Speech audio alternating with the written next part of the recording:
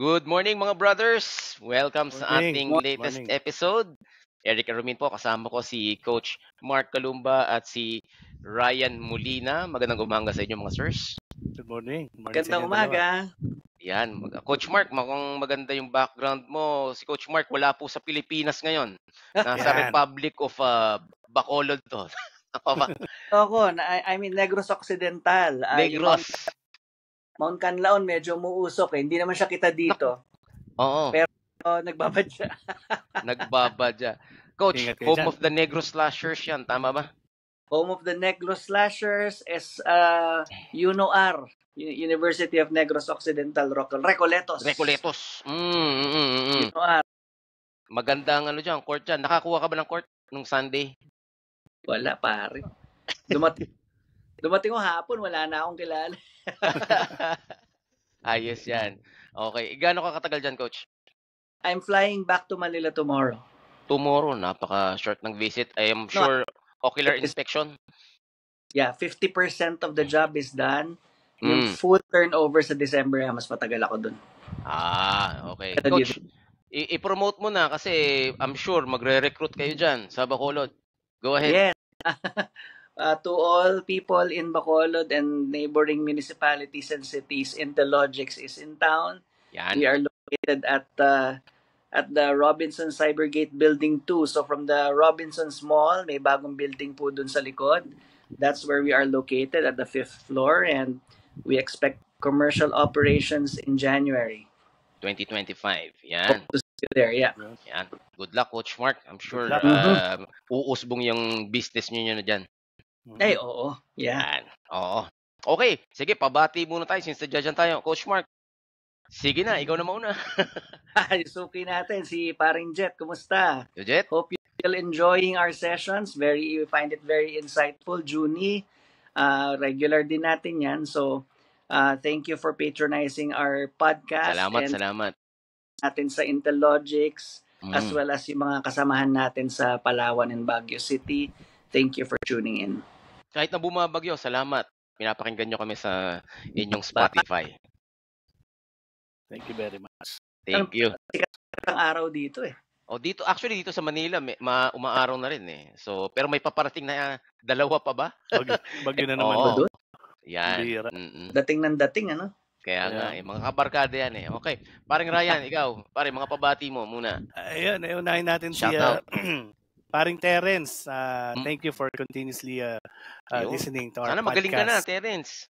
Oo nga. Hindi na kami nakapaglaro, hindi naman nakapagkita ulit. Medyo naging busy rin ako eh. Okay. Kaya walang nagkakaaya ang laro ngayon. Tsaka yung mga kaibigan namin from Acquire, nakasama namin naglalaro. Thank you sa pakikinig. Right. Ako naman, kakamustahin ko. Santa Lucia, Jim? Hindi, sa may Cubao. Sa may Project 4. Okay. Masagana, barangay Masagana. Oo. Masagana. Ay, tabla na ba yun ngayon? Or, parang open? Siya eh. Covered siya. Pero linoleum yung floor. Ganyan ang mga court dito. Pumaren town yan eh. Yes. Yan. Okay. Ako naman kakamustahin ko yung mga kaibigan natin sa Australia and sa New Zealand, ang Shoko and Salvador family. Kamusta kayo dyan? Salamat sa pakikinig. And pasensya na, last week, wala po tayong episode. Medyo nagpahinga muna tayo, no? Undas tayo nung nakaraang linggo. Pero we're back here at episode 31. So, simulan na natin, di ba? Okay. Hindi po ito mga main topics namin, no? Pero ito, bibigyan ko lang kayo ng update, yung bagong segment natin dito. Kung ano yung mga naririnig namin, ibabalita namin sa inyo at some snippets of what we are able to see and what we are able to view. So number 1, ngayon po ay, hindi ko na bigkas yung ating date, November 12, 2024. Okay. And because of that, number 1, Pampanga, sasabihin ko sana Pampanga Dragons. Pero Pampanga, iba yun. Ibang dekada yun. Name recall ng NBA, let's face it, di ba? Pasensya na. Pero yung Pampanga Green Lanterns, ayan, nag-advance na sila to the championships ng MPBL. Tinalo nila ang San Juan. Tama ba? Knights pa rin sila, Coach? San Juan Knights, yes. San Juan Knights, oo. So yung dalawang bigwigs ng politics at basketball yung naglaban.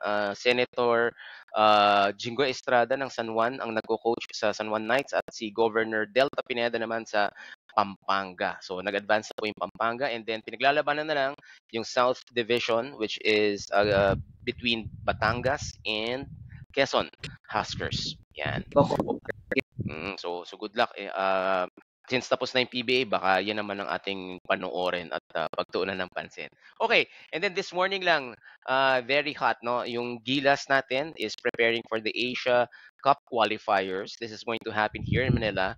Kakalabanin natin ang New Zealand at Hong Kong. So, kahapon, kinonfirm na magjo-join si Ange Kwame sa Inspired Academy. I think this is going to be this Friday ang start kasi nagpahinga muna yung mga PBA players. And then this morning na-confirm din over the past couple of days hindi pa sure si Justin Brownlee pero this morning nag-confirm na magjo-join si Justin Brownlee. So I'm not sure Coach Mark kung anong mangyayari dito kay Ange Kwame, kung magiging practice player ba or papalitan niya si Japet kasi hindi na sinign up si Mason Amos eh. So and si Jamie Malonzo is still out, no? For an injury. So I'm not sure what's gonna happen here. I'm not sure either. Kasi although feeling since Hong Kong is not as strong. Baka doon siya paglaruin, ano? Baka doon siya paglaruin. Right. Okay. And then, ito, yung sinabi mo kanina, puro suspense itong kay Troy Rosario. So baka sabihin na daw niya this week kung saang team siya pipirma. Hindi po natin alam. Wala tayong clue. Oo. Magpa-podcast pa yan, may decision. Patay tayo dyan. Oo. So, makikibalita tayo dyan sa kaibigan natin si Homer Saison kasi yun ang kinokontak ni Troy Rosario ngayon. Tingnan natin. Pero sabi, baka this week. And so then, yung tale as old as time eh. TNT. Mukhang. Feeling ko. Oo. Pero ito binanggit ni Coach Ryan to kasi after nung Game 6, nung bumabagsak yung confetti, sabi ni Ryan, nakita daw niya si Coach Al nasa telepono eh. Parang pagkakabigas ganito. Hello, Troy. Parang, available ka na ba? So malalaman natin yan, Coach Ryan. No? Kung Troy. Nahanap kung mag-celebrate ba? Magse-celebrate ba o hindi, 'di ba? Parang ready ka na ba sa amin? Okay. 'Yon. And then very last update natin, so yung PBA gagayahin na yung UAAP. I'm not sure kung nainggit o na-pressure lang. So magkakaroon sila ng PBA Dome, no? Ito ay gagawin sa isang lote na pagmamay-ari ni Governor Chavit Singson sa Pasig. So titingnan natin kung ano yung seating capacity niyan at kung saan yan, baka wag naman sana sa liblib ng City of Pasig, 'di ba? Para dapat puntahan pa rin ng tao. Kaso gagawin bang yun, 'di ba? Train station sa subway. So part of it. Malaki yun pare, sa bagay, oo. Sa bagay, yung depot, 'di ba? Bandaron. Oh, yeah, malalim. Yan, titingnan natin yan. Okay, sige, punta na tayo dito sa ating main topic. Or topics. So, unahin muna natin yung medyo mainit pa, no? Talking about Troy Rosario. Pag-usapan natin, coaches, itong championship ng Talk and Text. So, pag-uusapan natin kung paano natalo ng Talk and Text ang Ginebra. Pero bago tayo pumunta dyan, we'd like to congratulate una yung PBA for bringing the crowd back, no? So, whether it be sa Inares o kaya sa Araneta. Puno-puno eh. Pinuno. Oo, so congratulations kami O yan good job ka diyan sa amin Pero sir, yung mga presyo parang parang tiba-tiba nagmahal eh. Yung alam nila may manonood. 5.5 Talagang alam nila siguro bumawi, 'di ba? Pero again, congratulations pa rin. Kailangan natin pag-aralan kung out of the finals gate receipts. May perma doon. Yung mga na-eliminate na team. Paano alam kaya ko ang hatian dyan is gate receipts tsaka yung TV shares. Mas dumami na yung channels, di ba? Equal kaya yun? Paano kaya yung social? Feeling ko, mas malaking, syempre, parang, paano ba to?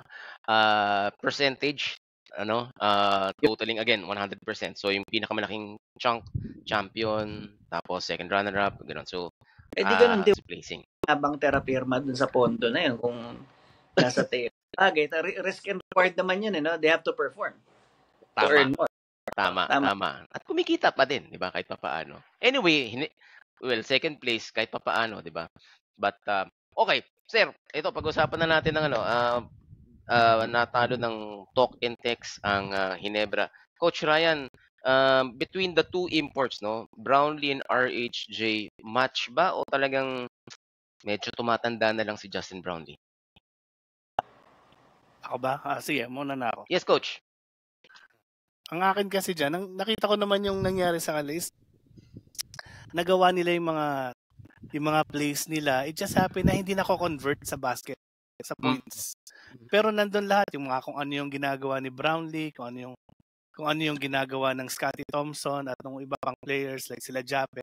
Nandun lahat kompleto It just happened na hindi sila nakaka-shoot. At ang mainit ng gabi na yun is yung Abarrientos. Yung specifically game 6, no? 31 exactly. points. Which is sa tingin ko yun din yung naging missing link nila dahil hindi pa siya ganoon makasabay kay Doubler. Right. Kumbaga parang binabata pa siya ni Castro Sa pagdating sa depensa. Hindi. Minamatanda pa siya ni Jace. Oo. Di ba? Parang siyempre kayang-kaya ko to kung ikaw si Castro siguro, isipin mo rin yun Rookie lang to kakayanin ko to. Although hindi naman nagpatalo yung Abarrientos when it comes to points. Speaking of Jason Castro, congratulations kay Jason Castro. Finals MVP. Di ba? Old, tama ba? 38 years old. 38, 37. Parang ganon. Nagpa-finals pa. Oo. Hindi. Grabe. Okay. Sige, Coach Mark, how about for your point of view? Sa imports muna, comparison ng imports natin, was there an advantage ba kay Ronde against the aging Justin Brownlee? Mas bata kasi itong isa, brother Tsaka nakita mo nun kung titingnan mo, I know Brownlee is fit. I mean, his work ethic is there. Pero mas slender tsaka mas slim tong isa Nakita mo naman yung katawan, Kobe Bryant yung free throw no? Yung mannerisms, no? Minimal fat yun Right. So, fit na fit. Sa athleticism tsaka sa gigil. Mukhang at least in this series lamang si RHJ. Okay. Alright. Alright. Babalik ako sa iyo, Coach Ryan. At ito, gusto mong pag-usapan to. Pare, Coach Tim Cone and Coach Chot Reyes. Naisahan nga ba talaga ni Coach Chot si Tim Cone? Anong masasabi mo dito sa palitan ng dalawang coaches na to? Siguro, pwede nating sabihin na isahan ni Coach Chot si Coach Tim Cone. Dahil ever since kadikit ni Coach Tim Cone yan. Oo, magkaibigan to, no? Oo Kumbaga, nung nag-start ng career si Coach Chot, diba? Doon nila nagsimula yan yan ang kumuha Tim Cone. Kay Chot, si Tim Cone, diba? Right. So kung paano mag-isip si Tim Cone, alam niya kung paano yan. Anticipate na niya, right. Diba? Parang tayo, alam kung gagawin ito ni Eric, jump shot lang to Sa sobrang tagal natin magkakilala, hindi yan gagalaw ng ibang galaw. Ito lang ang galaw niyan. Yan, na-check Okay. Oo. So ganun din siguro yung ginawa ni Coach Chot Reyes dyan sa mga play niya. Ito lang ang gagawin nito. Ito lang ang mga players na gagalaw dyan. At hindi yan gagamit ng ibang players. Right. So ito lang ang dapat natin gawin. Which is kabisado niya na yung mga ginagamit ng players, diba? Which is si Brownlee rin naman. 9-10 years si Brownlee sa PBA. Alam na nila kung ano yung kayang gawin ni Brownlee. Right. Diba? Tsaka kung papansin natin yung last game, puro pasa din siya Nagpapasa-pasa rin siya diba? Yeah. Tama. Kaya medyo doon siya na ng husto. Nahuli ng husto ni Chot Reyes. Coach Mark, how about for you? Is it more of a vengeance for Coach Chot? Alam naman natin, daming bashers nito hanggang sa anak. Nadamay pa. Vengeance pa to na I'm back on top. Parang ganun. Tingin ko, since like gaya na sinabi ni Ryan, malayo ang pinangsimulan ng dalawang yan So they have mutual respect, no? Yep. It's not about yung I need to do better para kumbaga for Gilas to Gilas head coach. Tingin ko talagang came to game time X&Os lang talaga. Kasi kumpleto materyales si Chot ngayon First time ever na hindi injured si Eram, right? Oo. Diba? Walang injured sa team niya. Wala, si Reynan Batak. First Healthy. conference champion agad, diba? Or second conference, I can't remember. We talk Pero in text first. first, okay, good. Kompleto suwertes siya ngayon eh. I mean, napalitan ni ng Batak yung spot ni Mikey Williams. Yes. Di ba? So talagang and then si Kelly Williams parang may fountain of youth, I mean Totoo naman. Player, pero di ba, he takes care of him pretty well. Bato-bato pa rin, oo. And then si Pugoy came off from injury last year. He's back 100%. So talaga, all systems clicked for him this conference. Ako naman, ang nakita ko dyan is yung timely adjustments ni Coach Chot. Kasi hanggang Game 6, hindi ma-solve ni Tim Cone yung pick and roll ni Jason Castro, RHJ. Kasi yun nga, bumabantay kay Jason Castro si RJ Abarrientos. No? Kahit na mag-switch ng defense, may panama ang Antok and Tex. And then, pangalawa is yung Ginebra struggled on specifically sa Game 6 yung last 3 minutes. Bakit? Kasi inipone ni Coach Tim si RHJ, si Ron J. Abarrientos. Naka 31 points siya. So last 3 minutes, he went defensive. Parang medyo nagmadali siya sa pag-a-adjust. Kaya yun, wala nang offensive weapon si Ginebra. But coaches, I wanted to talk about again, highlighting talk and text. Kasi may mga, sinabi mo nga, Coach Mark, may mga ingredients si Coach Chot pero ito yung mga role players niya, and I'm talking about Nambata, Kim Orin, Glenn Cubuntin, and then the veterans, si Jason, si Boy, and si RR Pugoy, di ba? Paano nag-contribute ito? Is it really more on the system? Or talagang may tiwala lang talaga itong si Coach Chot sa veterans and then itong mga mix of role players? Actually, ang insight ko dyan, pansin mo, si Coach Cone, 8-player rotation. Pansin niyo? Yes. Si Chot, 9. Isa lang ang lamang. Isa lang lamang. Pero malaking bagay yung isa na yun. Sa bagay. Tama. Kasi pagdating sa next man up na na system of rotation, kapag 8-player rotation ka, si Tim Cone, pag meron na balda na isa, yung Rusty yung bubunutin niyang 9th player Di ba? Si Coach Chot, 9 or 10, maximum 10. Meron siyang may at the end of the day, magkaroon man ng konting off night yung isang player, pwede niyang bunutin yung pang-siyam na tayo.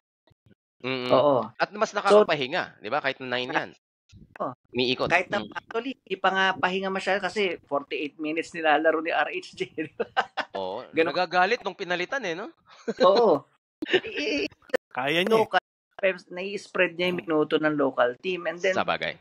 Kaya siguro walang na-injure sa kanila. Pwede. Oo. Pwede. Now, Ray, being kabarangay, pare, ano yung nakita mong struggles or even yung positives din naman ng Ginebra San Miguel? Sa tingin mo na apektuhan talaga sila ng pagkakatrade ni Stan Hardinger tsaka ni Pringle? And then, ano yung nakikita mong future? Kung halimbawa man na hindi nila makuha si Troy Rosario para dito sa Ginebra San Miguel. Unang-una si Stan, malaking bagay yun. Doon ang puntahan talaga dati. Kumbaga sa mga pick and roll, ang laking bagay ni Stan, mga bangga, rebounds, di ba? Right. Which is nawala sa kanila ngayon. Kumbaga may Japet, si Japet may edad na Kita mo, hapong-hapon na rin yung tao, nakakaawa na Hindi siya poste, di ba? Oo. Si Stan sa half-court, pick and roll na Oo, di ba? Totoo. Ang laking bagay. Although si Pringle naman, hindi naman ganun kasi most of the time injured si Pringle Kaya hindi mo rin napapansin sa loob itong mga nakaraang championships nila Pero yun nga yung Stan, ang laking bagay na nawala doon kasi yung mga bangga at halos ang sumasalo ng mga bangga si Japet, sino pa ba si Brownlee, di ba? Wala kasi yung Isaac Go, di ba? Yung Isaac Go sino ba hoodie lang doon Devans. Si Devans. Na na-injured din. Wala na San Miguel. Nagbakasyon lang yun di ba? Nagbakasyon. Pero kung nandun yung Devans, it will be a different story. Pwede. Pero sa tingin, ewan ko Coach, ikaw matanong kita dyan, anong sa tingin mo, pag healthy yung Devans, mag-iiba ba yung complexion ng Ginebra dito? So tingnan natin yung So nag-i-integrate sila ng dalawang starter dyan, si Holt. Si Holt, si Abarrientos, may isa pa. Scotty. Well, not really, kasi veterano. Si Hanmisi. Anmi si medyo sanay na. So, si Holt tsaka si Abarrientos, like 20 or 40% of your starting five. Hindi kabisado yung triangle eh. Alam nyo naman yung... Yeah. Nako, Diyos ko, hindi lang yung first cut ang titignan mo dyan eh. Kasi una ng mga tao yung first cut na 2. Actually, may sequence yan hanggang 3. Kapag hindi mo nasunod yung pangalawa, pangatlong sequence, ligaw ka, hindi ka mabibigyan ng bola. Kasi gumagalaw dun sa weak side eh, di ba? Gumagalaw talaga yan. No? So, it takes a while for that system to sink in place. Right. And I think the fact na umabot pa rin siya ng finals is just a testament sa coaching ni Coach Tim Con talaga. Give him a conference or 2, baka nga mag-Grand Slam pa yan eh. Okay, last question sa inyong mga coaches. Ryan, unahin na kita.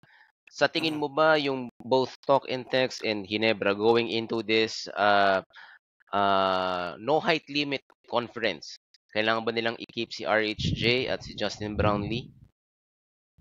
I don't think so with Justin Brownlee dahil maglalaro pa ng Gilas to eh.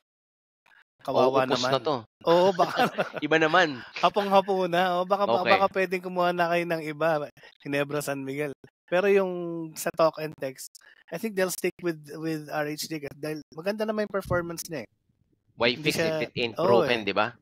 Hindi siya yung parang namimili ng play eh. Tsaka hindi pumipilit eh, di ba? Hindi siya yung parang ibang player na ano lang yung galaw, parang limitado lang yung galaw. So, tingin ko mag-stay yan doon. Pero yung Justin Brownlee, medyo pagpahingin muna. Pagpahingin yun na muna. Coach Mark, anong take mo dito? Depende yan eh. Kasi pag Higante kinuha ng San Miguel, tsaka ng Magnolia, tsaka ng Ginebra, tapos itatapat mo, Poy Eram. Tingin ko match-up style ang gagawin nila dyan. Papakiramdaman muna nila kung sino mga imports na kukunin ng ibang kalaban. Okay. Bago sila mag-decide kung wingman ba kukunin nila o bigman. Sa San Miguel daw, si Kenneth Farid, si Manimal, yung naglaro sa Denver Nuggets. Power forward. Okay lang. Naglaro yun. Naglaro yun sa Puerto Rico pero yes, correct.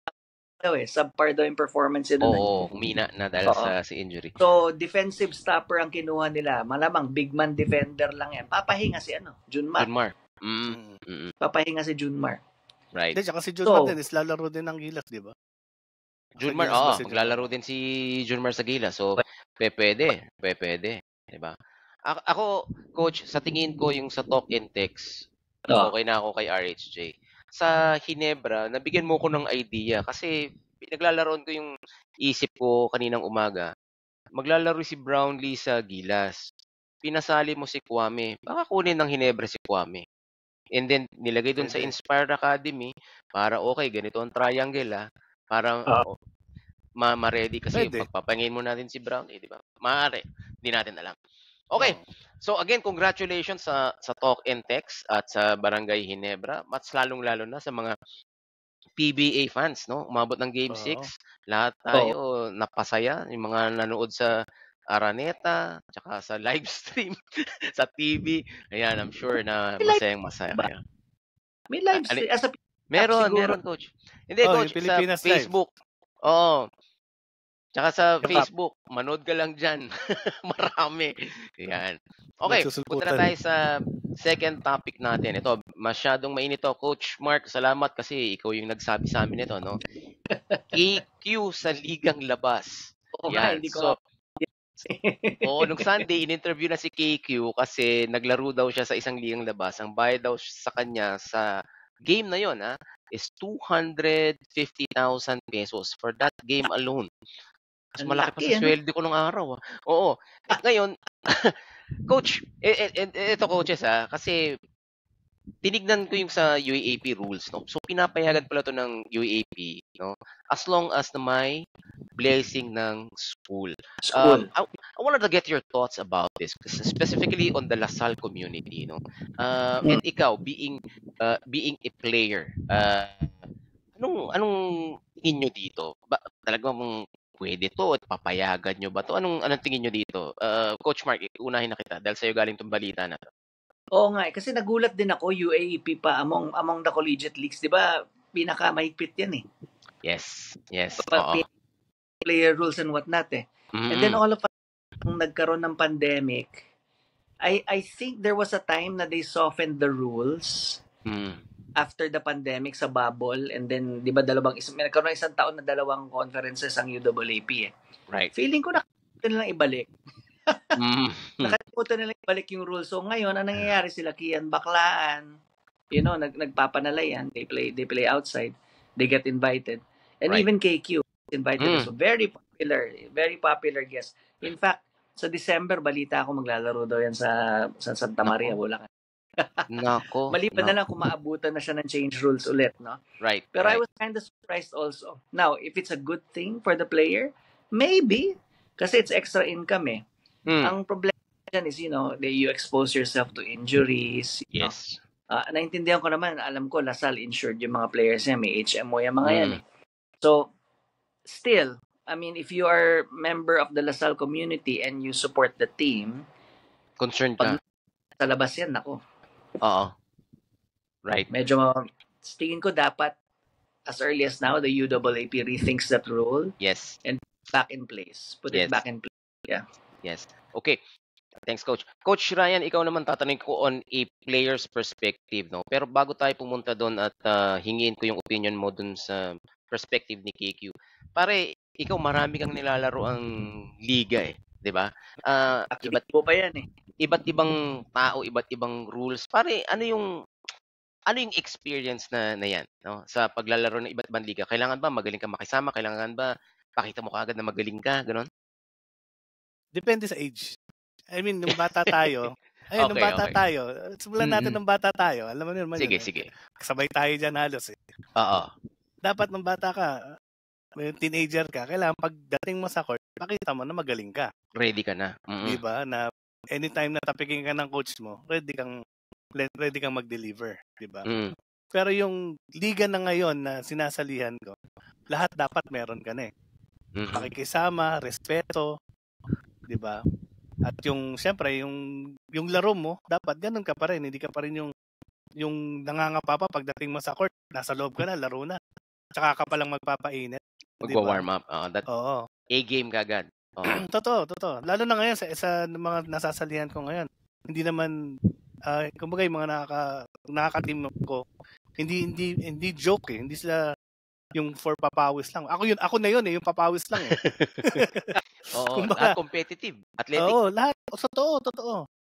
Tsaka kaya pagka pumasok ka sa loob, it's either defense, ganyan. Kung di ka man maka-deliver ng puntos, pakita mo sa defense. Tsaka yun yan, dadating dun sa point na hindi lahat ng nilalaroan mong court is kilala ka. Yes. So papasok dyan yung respeto sa bawat player na nakakalaro mo. Sa home team. Mo. Okay. Totoo. Alright. I mean, hindi lang sa buong team, naka-teammates mo, which is sa lahat ng participants na nakakalaro mo. At community, di ba? Yung mga nanonood. Okay. Pati hindi yung pwedeng pagdating mo ron, kahit magaling ka, aangas-angas ka. Baka hindi yun ka na yung tatanungin ko sa'yo eh. Oo. Diba? Lalo na pag may bakod yan, di ba? Totoo. Nako. I mean, yung mga pag nilalaroan ko pa naman, hindi siya, I mean, hindi naman sa naano natin yung lugar, pero hindi safe. Hindi ganun ka-safe yung lugar.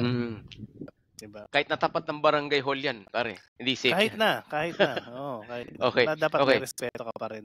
Okay. Now Coach Rai, on a player's perspective, no? Kung ikaw halimbawa si KQ, UAAP MVP ka, nag-aaral ka sa De La Salle, no? Prestigious school. May tama ba ako, Coach Mark, 500,000 yung allowance mo? Ilalaro mo pa ba yan? And then, is it all worth it? And kung yes, bakit? Maraming motivation. May anak na si KQ eh. Right? Talaga ba? May anak na. Meron na. May anak na, 'di ba? So and then pinapayagan naman ako ni Topex. Pinapayagan. Siguro graduating na ako. I've given Lasal a championship. 'Di ba? Kumbaga yung extension ko sa Lasal ngayon, parang thank you na lang sa kanila 'yun eh. Kasi kung Japan dapat ready. Sa iba yan eh, 'di ba? O kaya sa Middle East, 'di ba? Kinukuha siya.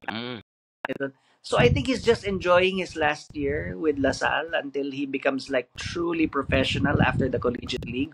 Okay. Mawawala na pala yan pag nakakontrata na mas malaki yan eh. Sa bagay. Sa bagay. So sa kanya siguro, I think he's just enjoying na every weekend lumalabas siya kung saan-saan. Oo. And I'm sure na hindi sasabay sa dorm ng ibang player yan. Yeah. How about for you, Ryan?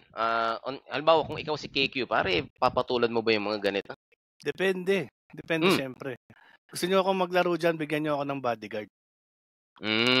Hindi pwedeng pagdating ko dyan. Vlogger lang ata cameraman lang dala niya. Hindi pwedeng pagdating ko dyan, ako lang tsaka yung tropa ko. Diba? Dapat merong security, tao dyan. Sense of security. Dahil hindi na ako hindi naman ako yung taga dyan lang sa kapitbahay nyo, taga dyan lang sa kabilang subdivision, na lumaro lang dyan. Diba? Kumbaga, I mean, sige, lalaro ako dyan, babayaran nyo ako, pero yung career ko kasi nakataya na rito. Whatever happens in this game, magkaroon man ng, dahil syempre hindi naman natin alam yung mga players dyan. May mga away nga nangyayari dyan Oo. Tsaka yung mga ganyan. Yung mga ganyang, may experience ako dati sa isang ligang nilaruan ko. Ayaw magpatalo ng home team. Nako. Championship. Biglang may nagbato ng bote sa gitna. Pinatay ang ilaw. Wala, takbuhan na. What if ganun na mangyari? Hindi ko naman sasabing pero what if kung may ganun pa rin? Siya, no? Oo. Na ayaw ilabas yung championship. O kahit KQ ba? Anong pakialam mo kay KQ? May mga ganung tao, di ba? Laki ng pusta namin sa kabila. Oo. Di ba? Pero may pulis yun eh. Kahit na, coach Regardless. Oo, kahit na Oo. Pag yung taong bayan yung umano dyan, di ba? Oo, sa bagay, may point ka, pare. May point ka. Diba? Sige, lalaro ako dyan. Pero bigyan nyo ako ng bodyguard and make sure na safe akong makakalabas dyan. Hindi. Makakatapat mo pa si Amores no? Di ba? Tulad nun. Oo. Di ba? Ayun nga walang kakwenta-kwentang papawis na laro lang. Nagkaganon Very good point. Good point, coach. What more yung mga wala namang pangalan na talagang naglalaro, kilala lang dun sa lugar at ayaw magpatalo. Na parang, playground legend ako Diba? Mapapahiya ka, no? Oo. Kaya Bueva, bago mag-PBA, nagpapanalay yan Wala bodyguard dyan. Wala bodyguard si Bueva, dumediretso na lang sa court. Siguro kasi, naman si Abueva, kumbaga parang, siguro siya, people's crowd siya katatakutan yun di ba? Oo. Kasi KQ parang alagang subdivision to Yes. Yes. Matini idol. Tama. Alam mo yung pagdating namin, taga-dalda pa ng sapatos, di ba? May driver pa. Oo. Yan. Ako naman, sa point of view ko, specifically kung ako fan ng Lasal or alumni ng Lasal, I will be very concerned. Di ba? Kasi, tulad ng sinabi mo, Ray, di ba? Championship, nagbato ng bote sa gitna ng kung anything can happen, baka matsambahan. Pangalawa, totoo. Yung mga injuries, wala nang pinipili yan na edad Oo. Di ba? Papunta na sila ng Final Four. They're going for back-to-back championship. I will be very concerned. And then kung ako naman si coach, again, speaking as an alumni, halimbawa, I'll also be concerned kay Coach Topex, katulad ng sinabi ni Coach Mark. Kasi, syempre, ang approval na ito kay Coach Topex, di ba? Bakit mo pinapayagan yung mga players mo na ganyan? Nasa tail end na tayo ng season, di ba? So, I don't know kung may mga ibang UAAP or NCAA players na gumagawa din ito. One thing's for sure, pag buhay pa si Danding, di mangyayari yan. Oo. Pero yun nga if I am Senyor Razon, I will be very concerned. Hands off yan. Magbibigay lang ng pera. Bigay lang ng pera. Ayun na maganda. Pero, again. Okay. So Coach Mark, ito, segue natin to, no? Papunta dito sa Panalay. Kasi lagi natin pinag-uusapan to sa chat group. And sumisikat na rin to. Actually, itong Panalay pala na to, matagal na to, nanaan dyan. 1980s pa daw to. Oo. Yeah. So, yung Panalay, I think is a Cebuano term na Talay is a fee. No? So parang Panalay is pangbayad. Yan. So nagsimula to nung mga 1990s, 1980s na nandiyan na yan. Parang may PABL pa ata nung araw o Mika. Meron na yan. Oo. Pero, actually, yan, parang informally, yung Cebuana Luwilier, team ng Panalay yan binuo na lang. Na ginawang commercial sa PABL. Okay. Pero bago na PL yan, ano yan, hari ng panalo yung team na yan. Oo. Your team. Oo. Pero coach, sa'yo ko i-highlight to kasi ikaw maraming research dito. Being a Panalay player or yung siguro yung environment and conditions ng mga players na naglalaro dito. Paano ba? Ano ba to? Depende sa manager, depende sa team, depende sa lugar. Ano yung range ng bayaran dito? Marami yan. Ngayon kasi halos lahat ng player may manager na. Dati, if you were to compare yung invitational pa nga tawag nun, bago yung mga Metro Manila players, pag lumalaro ng outside Metro, mga ex-varsity to Imagine, picturein mo, 80s and early 90s, 500 pesos a game. Malaki na yun nun. Malaki na yun. So mostly because of, and since nag-evolve, pagpasok ng 90s, nagkaroon na ng mga talent manager, di ba? Agents. So dun na nagsimula yung parang, okay, may mga tumataas na siya, may mga 5,000. Ngayon, ang pinakamahina, 20 per game sa mga baryo-baryo. KQ, kakaiba yan, marquee player yan. Oo. So, pero ano na yan talaga yung sistema na yan? It's a system of managers, contacts, politicians. Okay. Oo, mostly pagdating sa barangay. And then keep in mind, andyan pa rin naman yung mga betting on the side. Betting. Oh, okay. Mga betting on the side. Siguro yung mga may-ari ng mga Panalay teams, they also in some cash for in sure. there. For sure meron. Para meron din silang ROI. Right. Coach Ryan, ikaw ba nasubukan mo to na may paliga na may bayad sa'yo? Oo. Mas malaki ba ang pressure, pare, na maglaro tsaka mag-perform? Dahil bayaran ka eh. Hindi. Kasi may mas magagaling sa akin eh. So, second tier ka lang. Pero kahit na, di ba? Pero ano yung feeling na yun, pare? Siyempre, andun yung kailangan nasa nagdi-deliver ka, na kailangan nasa practice ka lagi. Yun na lang yung pinaka-contribution ko. Dapat lagi ako nasa practice. Kasi may mas magagaling talaga sa akin eh. Okay. Kumbaga ako, parang nakukuha lang ako kasi ang bilis mo tumakbo. Diba? May shooting ka sa labas. Pero may mga talagang high leaper, may mga kasabay kang ganun eh, na parang titignan mo lang, parang kakampi ko pala to. Parang ganun.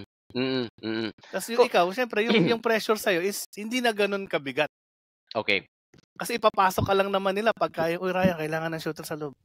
Ryan, foul out na si ganito. Right. Hindi kayong star player na talagang, kaya paglabas ko ng ibang liga, iba yung level ng laro ko. Medyo angat na. Okay. Oo. Okay. Coach Mark, alam ko kasi may sinusundan tayo si Marvin Hayes, 'di ba? Lagi niyang nilalagay sa reels. Pakikwento mo nga sa ating mga listeners, no? At sa ating mga viewers kasi magiging to sa video sa Facebook or probably YouTube.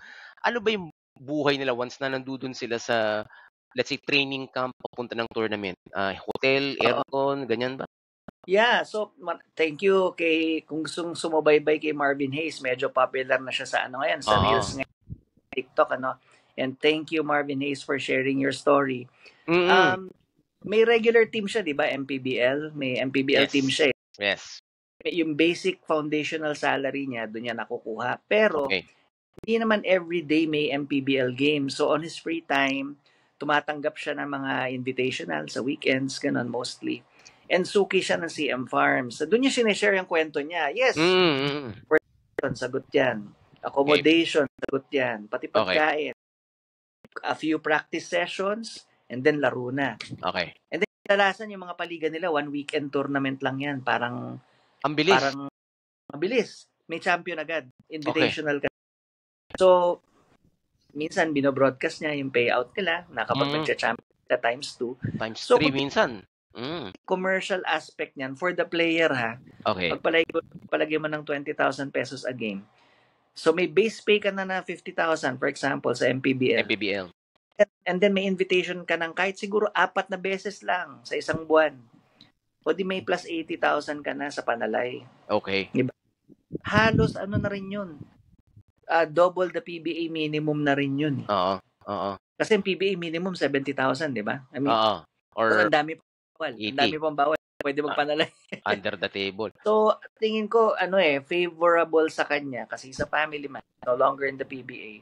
Okay. Pero he's getting opportunities like this. So, in a way, yung mga players natin na past their prime already or about to hit their prime, number one, nakakakuha ng experience sa Panalay, and at the same time, they get monetary support for playing. Mm. So, nakakatulong kahit pa paano. Now, they know about the risk. Alam nila yon na pag nagkaroon ng injury, kanyang gastos yun. Kasi nakita hindi daw sagot ng management, di ba? Hindi sagot yun. So, well, it's one of the risks they were willing to take kasi you will bank on your health, your conditioning. Right. Kasi kung optimal naman yung conditioning mo, probability injury is low eh. Di ba? Right. So, sugal na limited. Pati yun, isusugal mo. So, Coach, sa tingin mo ba yan yung reason kung bakit hindi na bumalik si Mactalio, si Kinyahan, Marky? Tingin ko si Mactalio, very popular, no, Ryan? Very popular si Mactalio sa Cebu. Ang daming liga. Hindi na mapakali eh. Marang isang linggo nandito sa lugar na susunod sa isang isla na eh. Oo. Kung kukwentahin mo, being in demand. So, pagpalagi mong hindi siya nababakante per weekend, 40,000 weekend yan, times 4 weekends. 160 eh. Kung nag-champion pa siya, times 2 yan. So, parang ano lang din eh. May nawalan siya ng kontrata sa PBA. Yes, I heard it's 300,000. Yes. Higher average. Pero bawi niya sa 3x3 tsaka sa Panalay yan eh. Baka gamit na siya. Right, oo. And like sa Converge, uupo siya, di ba? Siguro, within his, parang personal na lang niya, dito na lang ako. Diba? Saka siguro ini-enjoy din ng mga players na yan yung hindi sila nasasakal ng coach, di ba? Kasi wala daw rules may dito practice. eh. Walang practice, di ba? Tama. Yung may mga system eh, di ba? Pag naging system player ka, nakakahon ka dun eh. Tama, sabagay. Tama. Baka so, ini-enjoy nila. Right. So, siguro ano na lang, no? Sa mga, lalo na mainit to sa mga collegiate players natin, konting ingat na lang. Diba? Yes. Kasi, katulad nga sinabi ni Coach Ryan, pare, minsan yung court, hindi iba-iba yung measurement eh, di ba? May iba. 1.5. Yung iba, ano lang eh, kalahati lang halos eh, di ba? Sa Dumlao nga, parang airport, di ba? Pagka naglaro ka sa Dumlao. Akala mo nakabuo ka na, nasa kalahati ka pa lang pala. Iba, di ba? Ano yun, sa Tok-Tok? Oo. Yung sa Dumlao. Malaki. Parang airport eh.